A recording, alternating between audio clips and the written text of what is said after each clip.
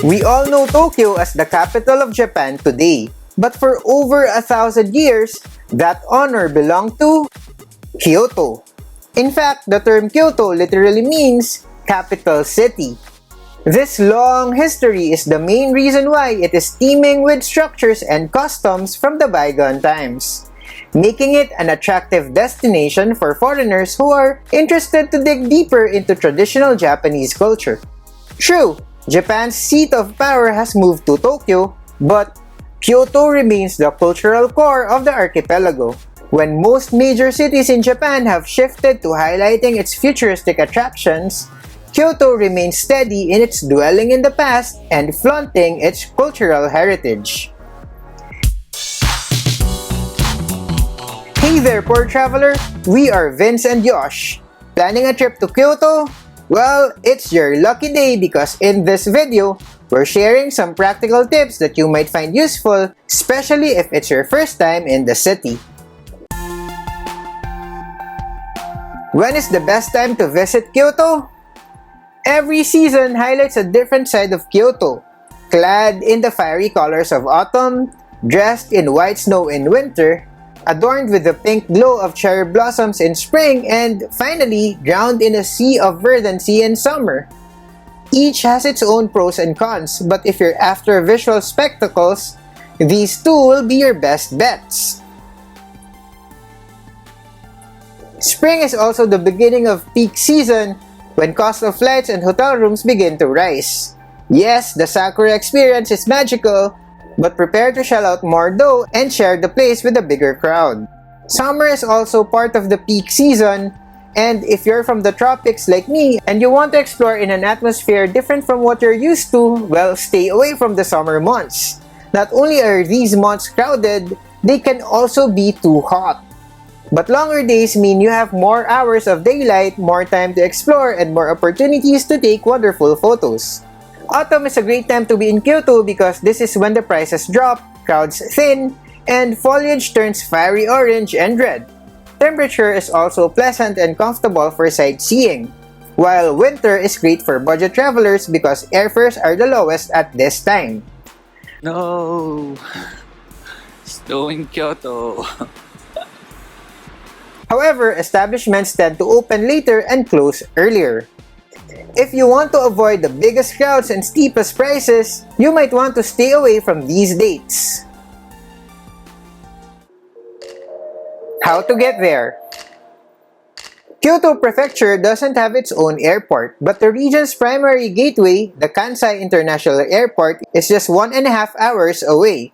If you're flying from Manila, you'll be glad that a lot of airlines operate flights to Kansai. If you book way in advance, you'll get the best deals, but you can also wait for a seat sale, which is what I usually do. From Kansai Airport, you can travel by train to Kyoto. There are many routes that you can take, but many of them entail multiple transfers. What I recommend is taking the Limited Express Haruka train that will take you straight to Kyoto from the airport.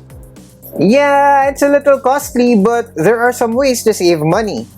JR West sometimes have a combo promo wherein if you present your iKOKA card upon purchase, you can grab a one-way Haruka ticket to Kyoto for only 1,800 yen. That's a significant discount. Another way is by purchasing a JR Kansai Area Pass, which will allow you unlimited rides to most JR lines, including the direct Haruka train to Kyoto. If you have a Kansai Through Pass instead, you can use that to catch a Nankei train to Osaka, then transfer to another line to reach Kyoto. We'll discuss these passes further later in the video. If the train isn't your preferred mode of transportation, then take the Kansai Airport Limousine Bus. Here are the details.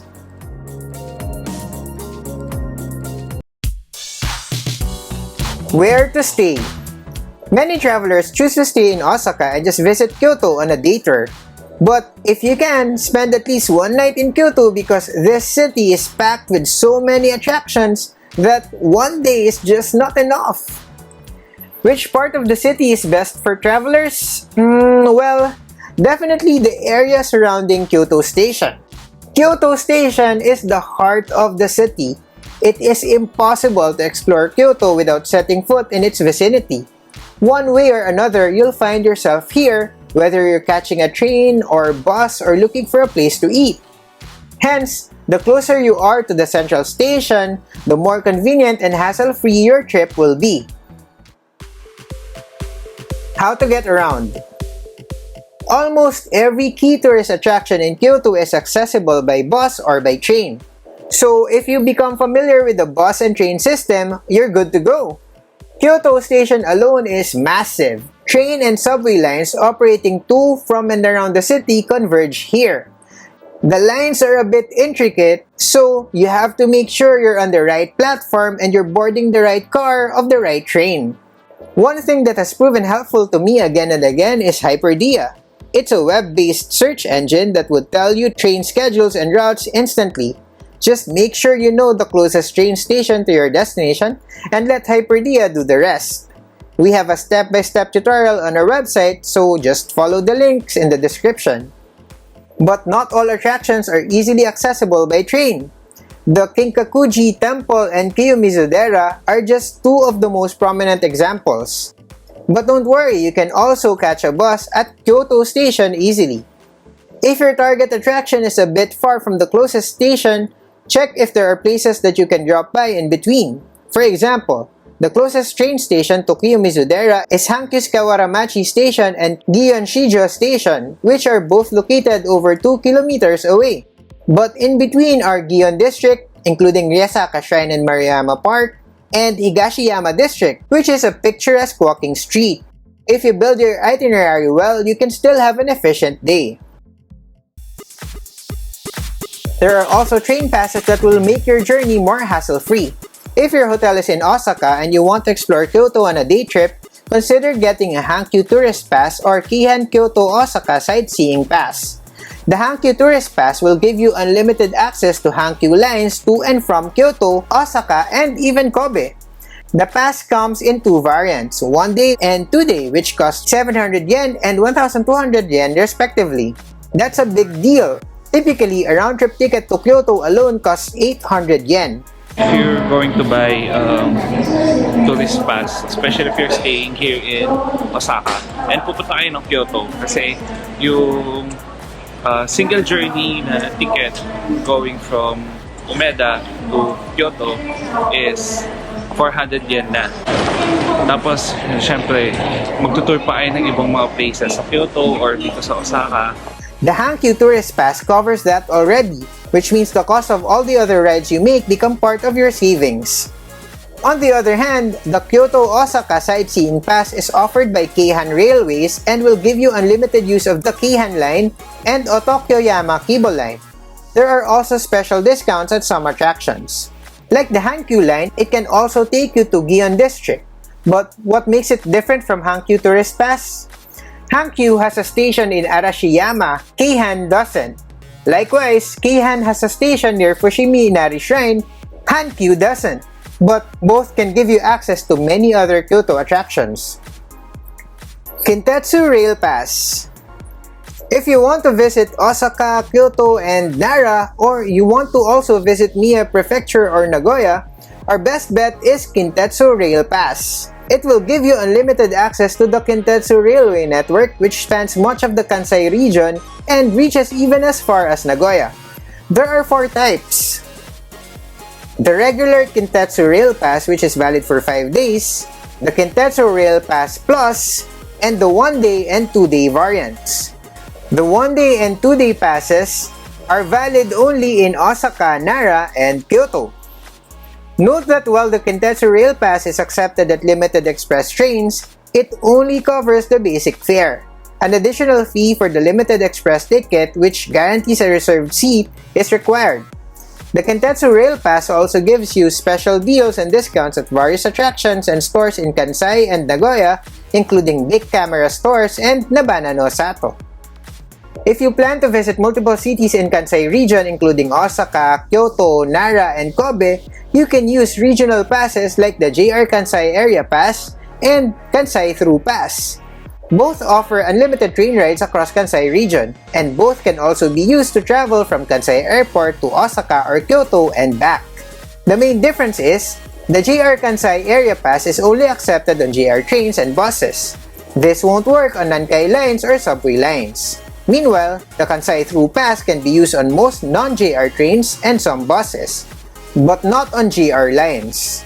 The Kansai Through Pass doesn't require consecutive days, making it much more flexible, unlike its JR counterpart. So, which is better? If most of your stops are along JR lines, then the JR Kansai Area Pass makes more sense. But if your destinations are far apart and closer to non-JR lines, then get the Kansai Through Pass. Also consider your schedule. Kansai Through Pass's non-consecutive feature will allow you to maximize it better. If you're on a multi-city long-distance journey across Japan, then the JR Nationwide Pass is a great option. But it only makes sense for multiple long-distance travels. If that's not clear enough, let me stress that even more. Multiple long-distance travels. For example, Osaka to Tokyo to Sapporo, or maybe Tokyo to Osaka to Hiroshima to Fukuoka. If that sounds like the trip you want to take, then go ahead. Get a nationwide JR Pass. But if you plan on visiting Kyoto and Osaka only or other destinations within the Kansai region, you don't need a nationwide pass. Just get a city or regional pass. ICOCA isn't a pass, it's a prepaid IC card. When you use an ICOCA card, you still pay for every trip. You just need to quickly hover the card over the reader at the station gates and you're through. You can also use it not just on trains but also on buses, lockers, vending machines, and even convenience stores. Yep, lockers. The ICOCA card works on lockers at train stations too.